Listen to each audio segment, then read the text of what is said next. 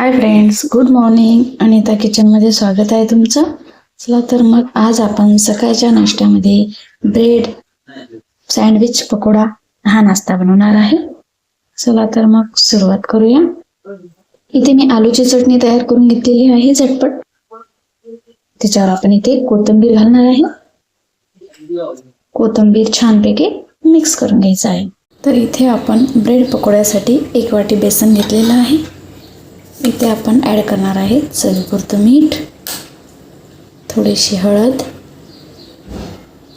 आणि बेकिंग सोडा फुलण्यासाठी थोडं घालायचं आहे. बेकिंग सोडा ॲड करत आहे. आता इथे पाणी घालणार आहे थोडं आणि मिक्स करून घ्यायचं आहे.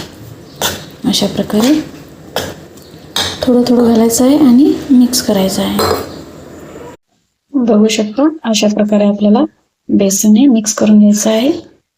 अशा प्रकारे बघू शकता बॅटर आपलं अशा प्रकारे झालेलं आहे. जास्त पातळही नाही आणि घट्टही नाही. आता इथे आपण थोडासा ओवा घालणार आहे. मिक्स करून घ्यायचं आहे अशा प्रकारे. चला तर मग ब्रेड पकोड्याला सुरुवात करूया. इथे आपण मीडियम साईजचे ब्रेड घेतलेले आहे. मिल्क ब्रेड आहे ते. आता याला आपण सॉस लावणार आहे. इथे आपण ब्रेडला सॉस लावून घेणार आहोत.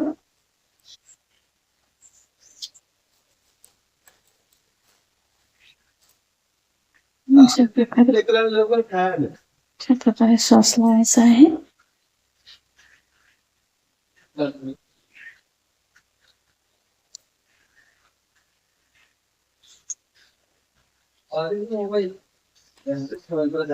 आता इथे आपण याला हे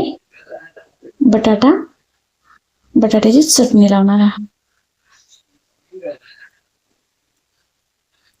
बघू शकता अशा प्रकारे आपण इथे बटाट्याची चटणी लावून घेतलेली आहे. आता हा ब्रेड आपण याच्यावर ठेवणार आहे आणि हा आता इथे आपल्याला मधातून कट करायचा आहे. बघू शकता अशा प्रकारे बघू शकता स्ट्रक्चर. आता हे ब्रेड पकोडे आपण इथे बघू शकता. इथे आपण हे कट केलेले ब्रेड इथे आपण बेसन मध्ये घातलेले आहेत. अशा प्रकारे हातानेच करूया जेणेकरून बेसन छान लागेल. बघू शकता अशा प्रकारे ब्रेड सँडविच.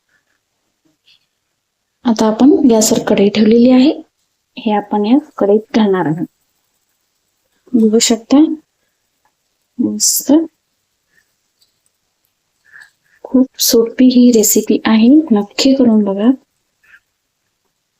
मुलांना पण खूप आवडते आणि नाश्त्यामध्ये झटपट होते. अशा प्रकारे बघू शकता. अशाच प्रकारे आपल्याला सर्व ब्रेड फ्राय करून घ्यायचे आहेत. बघू शकता अशा प्रकारे आपले ब्रेड पकोडा हा तयार झालेला आहे. नक्की करून बघा. आजची ही रेसिपी कशी वाटली कमेंटमध्ये मला नक्की सांगा. Take care. Bye bye.